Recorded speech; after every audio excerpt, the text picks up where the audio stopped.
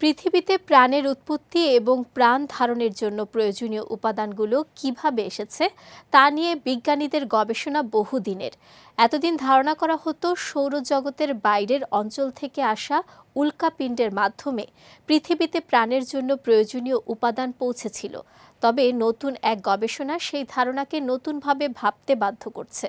নাসার অর্থায়নে পরিচালিত সাম্প্রতিক এক গবেষণায় দাবি করা হয়েছে প্রাণের বিকাশের জন্য অত্যন্ত গুরুত্বপূর্ণ দুটি উপাদান ফসফরাস ও নাইট্রোজেন সৌরজগতের বাইরের অংশ থেকে নয়, বরং ভেতরের অঞ্চল থেকে পৃথিবীতে এসেছে। আর এক্ষেত্রে গুরুত্বপূর্ণ ভূমিকা পালন করেছে সৌরজগতের বৃহত্তম গ্রহ বৃহস্পতি। গবেষণাটি প্রকাশিত হয়েছে বিজ্ঞান সাময়িকী সায়েন্স অ্যাডভান্সেসে। যুক্তরাষ্ট্রের রাইস ইউনিভার্সিটির অধ্যাপক রাজদীপ দাশগুপ্তের নেতৃত্বে পরিচালিত এই গবেষণায় সৌরজগতের প্রাচীন ইতিহাস বিশ্লেষণ করা হয়েছে। বিজ্ঞানীদের মতে প্রায় 450 কোটি বছর আগে সূর্যের চারপাশে গ্যাস ও ধূলিকণার বিশাল মেঘ থেকে সৌরজগতের সৃষ্টি শুরু হয়।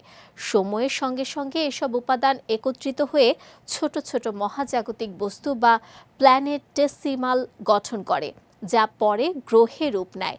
কিছু অংশ আবার গ্রহাণু ও উল্কাপিণ্ড হিসেবে টিকে থাকে। গবেষকরা পৃথিবীতে পাওয়া বিভিন্ন ধরনের প্রাচীন উল্কাপিণ্ড বিশ্লেষণ করে দেখেছেন সৌরজগতের প্রথম ও দ্বিতীয় প্রজন্মের প্ল্যানেটেসিমালগুলোর মধ্যে ফসফরাস ও নাইট্রোজেনের অনুপাতে উল্লেখযোগ্য পার্থক্য রয়েছে।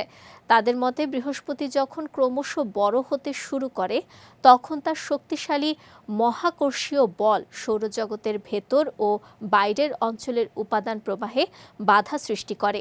ফলে ভেতরের অঞ্চলে ফসফরাস ও নাইট্রোজেনের পরিমাণ তুলনামূলকভাবে বেশি থেকে যায়।